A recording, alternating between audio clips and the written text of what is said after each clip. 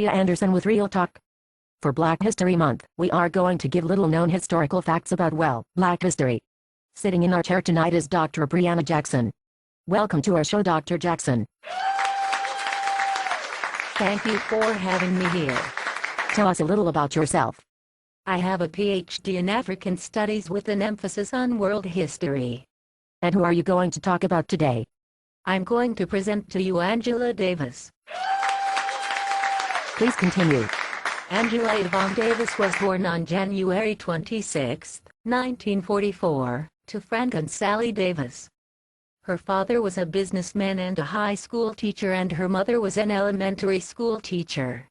They lived in an area in Birmingham, Alabama, that was called Dynamite Hill, because there were many instances where black families had their houses firebombed by the Ku Klux Klan. These events would shape Angela's future. I bet it did. That kind of fear would certainly change how a person views the world. Her parents encouraged her and her siblings to read everything they could get their hands on. In her junior year, she applied to, and was accepted to the American Friends Service Committee program that placed black students in integrated schools in the North. At the Elizabeth Irwin High School in Greenwich Village in New York, Angela was exposed to communism and socialism. That was probably her start into the exploration into other political ideologies. She won a scholarship to Brandeis University in Massachusetts, where she was one of a few handfuls of black students. Feeling isolated, she would find friendship with foreign students. For her junior year, she was accepted into the Hamilton College Junior Year in France program. She worked odd jobs and traveled around Europe. But an event in Birmingham brought her back to the United States. The bombing of the 16th Street Baptist Church that killed 4 black girls brought back memories of Angela's childhood. What was even more of a shock to Davis was that, while reading about the bombing, she recognized the names of the families involved as people she knew. 6 degrees of separation. No matter where we are no more than 6 steps away from each other.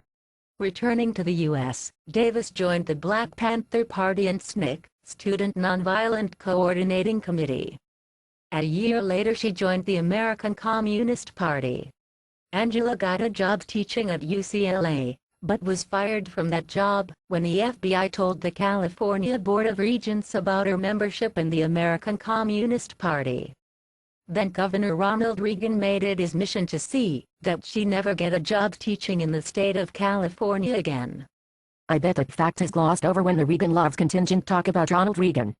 In 1970, there was an attempted hostage-taking of a federal judge by 17-year-old Jonathan Jackson, brother of prisoner George Jackson. 4 people, including the judge and Jonathan Jackson, died. The guns were later traced back to Davis, and after a brief period on the run, she was arrested. She became the 3rd woman to be placed on the FBI's most wanted list. Wow. Many people felt that Angela was being framed for these murders because of her political ideologies, and came out to support her. The support was both local and international. John and Yoko Ono wrote the song Angela in support of her. The Rolling Stones wrote the song Sweet Black Angel in support of her. I'll have to check those songs out. Acquitted by an all-white jury, Angela moved to Cuba to see and study communism firsthand. There she met up with other black nationalists like Stokely Carmichael, Huey Newton, and Assata Shaker. Davis ran for the Vice President of the United States on the Communist ticket in 1980 and 1984. She has written numerous books including Women, Race, and Class, which became an instant feminist classic, and required reading in many women's studies courses. In 1997, she came out as a lesbian in Out magazine. She continues to be active in prison reform, social issues, lesbian and gay rights, and lectures at colleges all over the world.